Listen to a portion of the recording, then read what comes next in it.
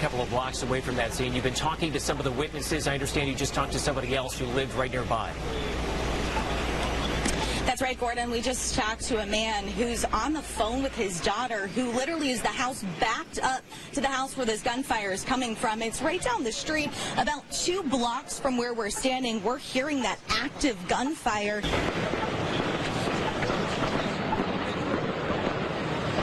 Here's the gunshot, look. You okay, baby? As you can hear, as we were talking to him, you can hear that active gunfire happening right after that point when she said she was with the cops. The other officers right here at this corner actually took him and they went running down towards Millville Avenue, the next block that way, saying that they safely had his daughter. So he was running in that direction to reunite with her. But again, as we were talking to him, you could just hear the terror in his voice, knowing that he was a father 2 blocks away and he couldn't help his daughter, who's hearing and seeing all of this firsthand through the window, wondering what's going to happen to her until those officers got there safely. We did speak with one of those people that is sheltering in place, Leslie Thompson, telling us that she heard that gunfire, saw the sheriff's office knocking on the door across the street from her home. That's when she started immediately taking shelter, hunkering down. She said she's in her basement right now, the entire front of her house covered with bullet holes. She says every time that she's tried to move or move to a different location in her home, that's when another set of those gunshots starts going off. Her husband actually standing up here with us. I told him about those evacuations happening with police, so he's on the phone with her to call 911 to give the location of their home so that she can hopefully get out safely. That is the big concern. A lot of people in that neighborhood are trapped in their homes because of this. Let's listen into that interview. I didn't see anything. I just ran. Like, I just seen that the sheriffs were banging on the door, and when they went in, I just heard him shoot out, and then it just was a barrage of bullets. Actually, we're standing right now. This is Leslie Thompson that we talked to earlier. She has just been evacuated from her home. Her husband, Jerry, here, we talked to earlier. The police just came in and just told me they were taking me out to safety. I was holed up in the basement. Then you heard all the gunfire right after that. That's what I was worried about, because she wasn't answering me. And then I hear all this gunfire, and I'm like, wow, what is going on? Then I see you right there. Why is state police taking over this investigation in the middle of the city of Pittsburgh? Yeah, right now there's a lot of different variables that are actively ongoing right now. So we thought it was best case what happened all the way through this morning that we are going to take over this incident. Just one more question before you go. We're hearing that they're calling for more ammunition. Is there a concern that there's so much rounds fired? You guys need more ammunition brought in? Right, that's always a thought. It's a really good question, actually. That gunfire getting louder, the drone coming back down at this point. A lot of people looking down in the direction of where this is happening. I'm not sure if you guys can take a listen. David, heartbreaking is really the only way to describe Andrea Wedner's testimony. She recalls those final moments laying underneath a pew alongside her mother. Those moments captured on her 911 call, a call so hard to hear that she asked to leave the witness stand as it was played for the jury. It was in these woods. The complaint says that suspect ran down, dropped a loaded firearm, which came back stolen from the city of Pittsburgh. Then he continued down with officers following towards 8:37. School's out for the summer, but work hasn't stopped on the yellow school buses to make sure your children are safe. Every single bus must have a state police issued sticker before they hit the road. Did his aunt or any other family members give any indication during the trial that he might do something like this? If I can recall from her testimony, as well as some of the other family members' testimony, they didn't recall him ever talking about his hatred to Jews. I believe his aunt said at one point she does remember him talking about immigration in the caravan, but nothing to the extent that was seen on his Gab account or some of the things that he said to officers back in 2018. So she genuinely seemed surprised on the stand at what crimes he had committed. Well, David, Lisa, in the last hour or so, the wind has picked up and we've started to see a lot of personal belongings being thrown throughout this area. I mean, this is just a calendar that I'm sure most people at home can imagine it in their kitchen. If you take a look, there's really, truly nothing left here. You can see family and friends just going through this area. Right around 5 o'clock, we actually saw them pull that wheelchair, mangled pieces of metal out of that foundation. They're walking around picking up pieces of paper that have medical records, just personal information. Now, if you look over here, this is Mary's home. She lives across the street. She tells me that she could feel all of that debris as it hit her roof. She heard all the shattering of glass. If you look at her yard, you can just see pieces of the roof just litter the area. And then this piece of plywood, she says, came flying through the air. David, that's right. I mean, up until this point, all of these survivors and family members of victims were truly limited on what they could say inside this courtroom. But today, that all changed. And let me tell you, no one held back as they all personally addressed Robert Bowers, and one of them even forgiving him. We're joined here with Nate Bible, the Democrat who just won Beaver County District Attorney. Nate, tell me, how are you feeling right now? Oh my God, I couldn't be more excited.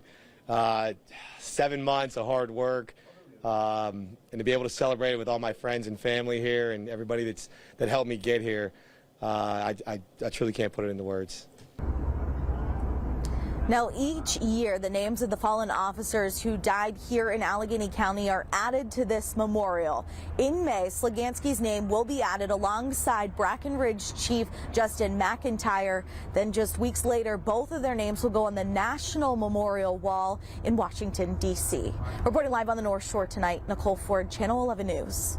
North Braddock police officers face violence every day, bullet holes even hitting their vehicles. But soon you may see less of these cars on the street as Borough Council just voted to not renew the police chief's contract.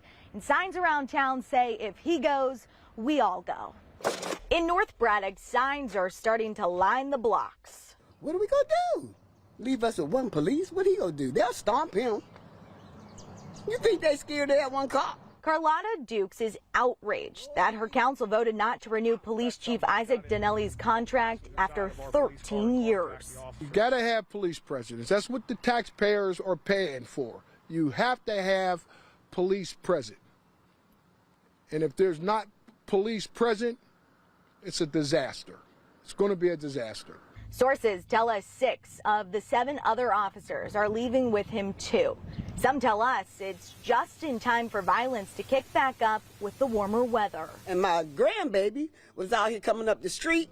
Boom, boom, boom, boom, boom, boom, boom. 2 guys down the street. What if one of them bullets would have hit them? Girl, we ain't even begun the summer yet. So imagine when we get into summer.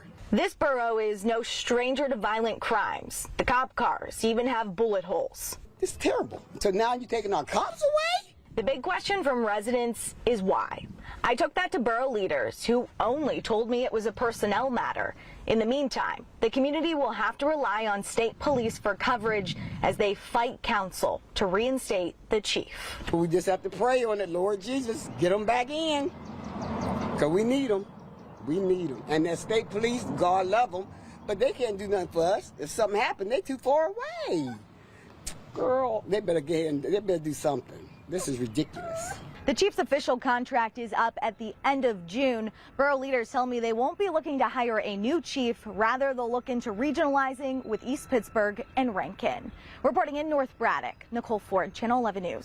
David, Lisa, 193 names are on the fallen officer memorial behind me. Later this year, 2 more will be added. But because of a heroic sacrifice, Chuck Thomas stood here today telling me he's thankful his name won't be the 3rd. 365 days, a whole year. Yet these moments that filled McKeesport streets live forever in Chuck Thomas's memory. I got stuck, in that moment for this year. And it still feels like yesterday. Bullets flew hitting Thomas. I'm hit! As he called out on the radio, another round of gunfire killed his partner, Officer Sean Slegansky. I couldn't ask for a better partner that day. Sean, he didn't hesitate 1 minute. While the holes have healed physically, emotionally, Thomas is still trying to cope. I'm human just like anybody else. Just because I wear a badge or a uniform, grief, we all feel grief one way or the other. The loss of a partner who left behind so much. A family, brothers in blue, a fiance, and a daughter just 1 year old. That was the pride and joy of his life, his baby Haven. And unfortunately, she will know about her dad because nobody's going to ever let her forget. But to experience Sean is once in a lifetime opportunity. Just looking at the wall. Standing on the North Shore at the Fallen Officer Memorial, marking 1 year since those 5 seconds that changed his life, he's thankful. If it wasn't for Sean, again, my name would be on this wall. And I'm eternally grateful for his sacrifice.